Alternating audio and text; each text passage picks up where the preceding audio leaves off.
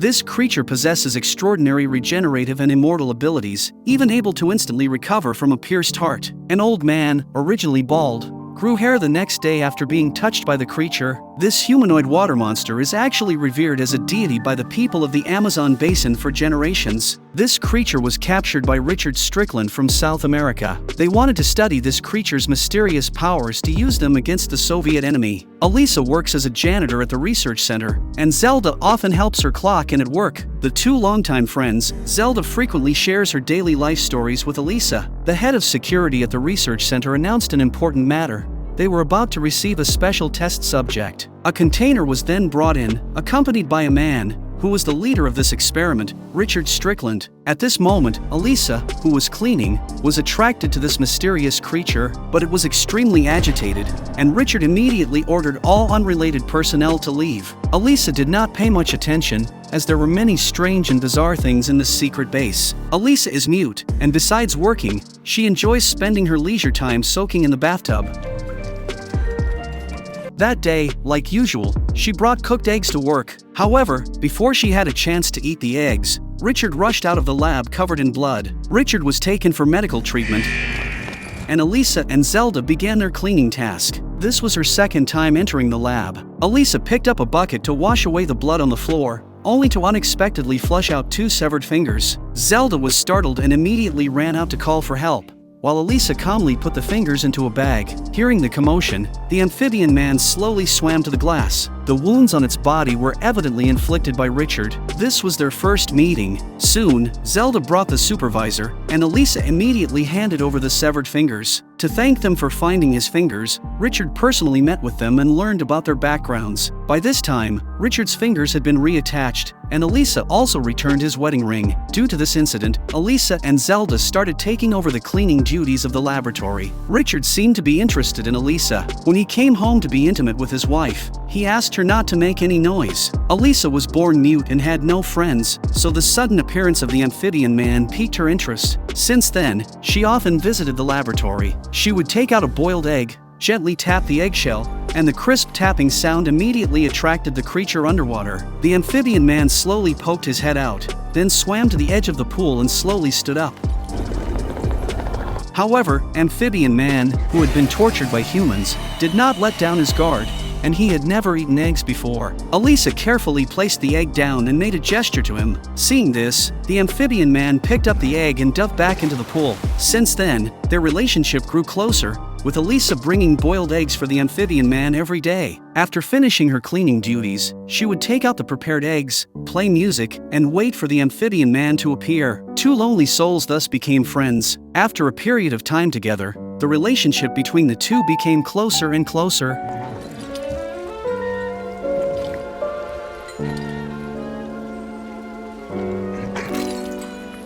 Elisa even danced for him. Although they cannot communicate with words, they can understand each other's meaning.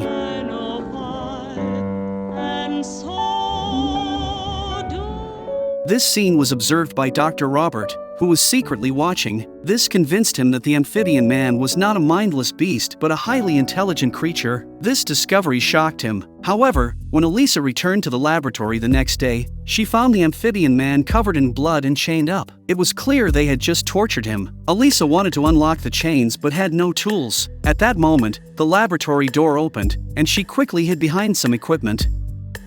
Richard entered and began shocking the amphibian man with a cattle prod. He was clearly taking revenge for having his fingers bitten off earlier, leaving the amphibian man's body covered in wounds. Just then, the military commander arrived for an inspection. Both the commander and Richard were only concerned with the progress of the experiment, ignoring the injured amphibian man. Only Dr. Robert felt any sympathy for the creature. In an attempt to speed up the experiment, Richard suggested dissecting the amphibian man alive. The commander readily agreed because he only cared about the result. Dr. Robert, however, did not want to kill this extraordinary creature. He vehemently opposed the idea, which infuriated the commander.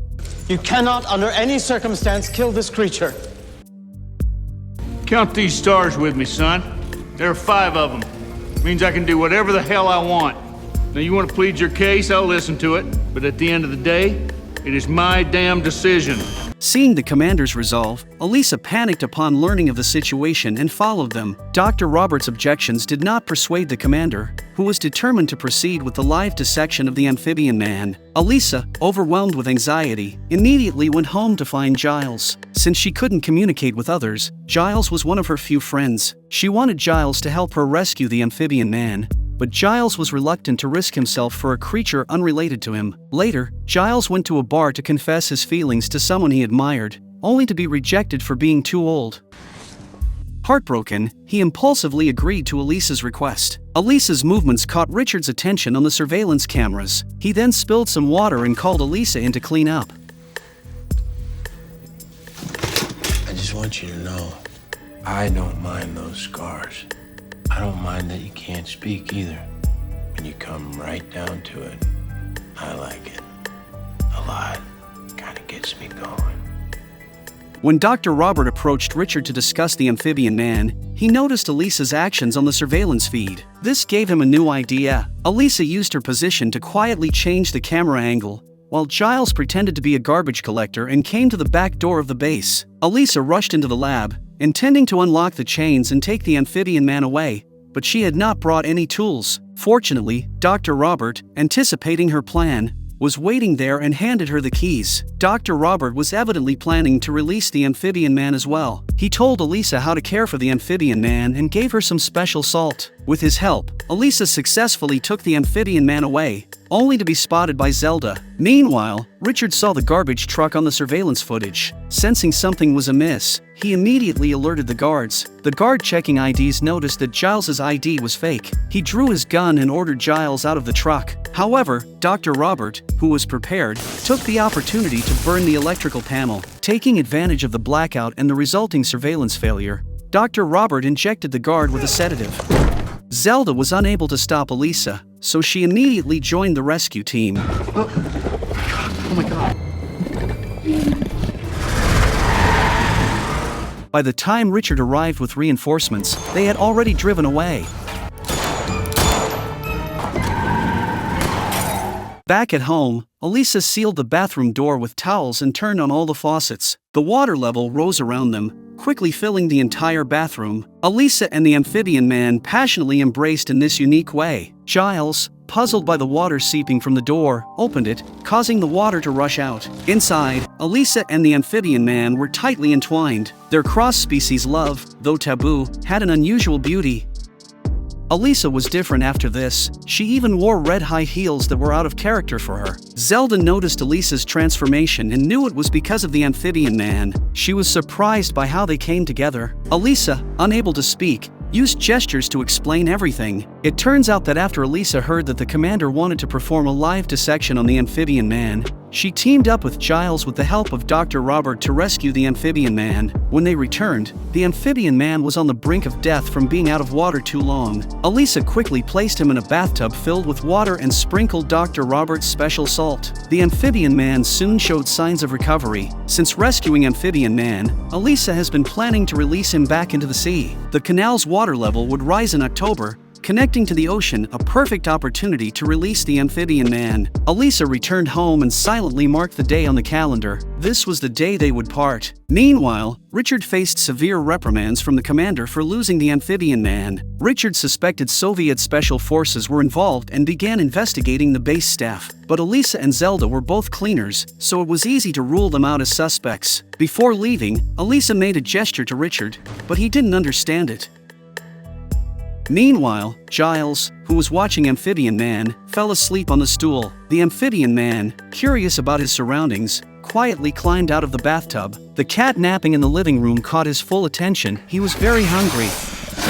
When Giles heard the commotion and came to check, the cat had already been eaten by the Amphibian Man. He tried to stop him, but the panicked Amphibian Man ran away and scratched Giles.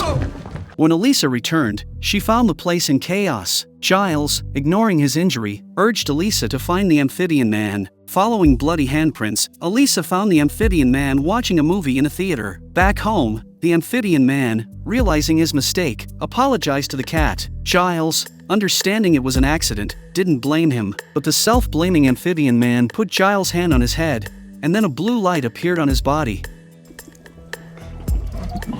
The next day, Giles, changing his bandage, discovered his wound had healed and his hair had grown back. Elisa helped the amphibian man back into the bathtub.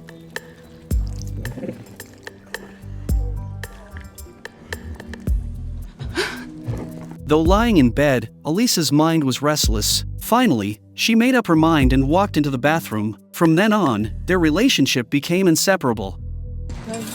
Dr. Robert regularly supplied them with salt. As the rainy season arrived, the canal's water level rose. However, before the planned release day, the amphibian man's condition worsened. The scales on his body began to fall off, and he was coughing up blood. Elisa, desperate, called Dr. Robert for help. But Dr. Robert was preparing to leave, as he was a Soviet spy. His mission was to kill the amphibian man and thwart the US experiment. Yet, he betrayed everyone by choosing to release the amphibian man. As a result, Soviet agents decided to eliminate him. At this moment, Richard, who had always suspected him, also caught up with him. After dealing with the agents, Richard interrogated him about the amphibian man's whereabouts. I originally wanted to get information about other spies, but I found out that the person who took amphibian man away was just a cleaner. Richard immediately realized the truth. He quickly found Zelda's house, but Zelda didn't betray Elisa. However, her husband revealed everything to Richard. Learning their whereabouts, Richard rushed to Elisa's home. By then, Elisa had already taken the amphibian man to the canal. Richard also rushed over immediately according to the note on the calendar. At the canal, Elisa and the amphibian man were saying their final goodbyes.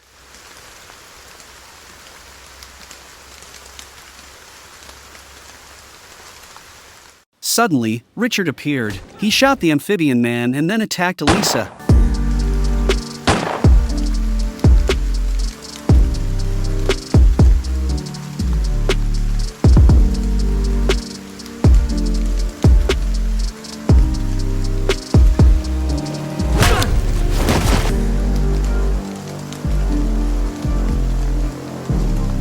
Fortunately, the amphibian man who fell to the ground did not die. The rain gave him strength. Glowing blue, he healed his wound with a touch to his chest. Then he attacked Richard.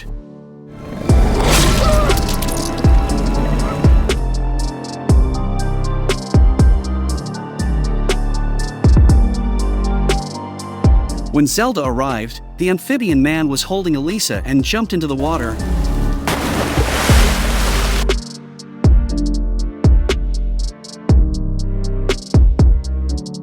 The amphibian man lovingly kissed the woman who had saved him. The 3 scars on Elisa's neck transformed into gills at that moment.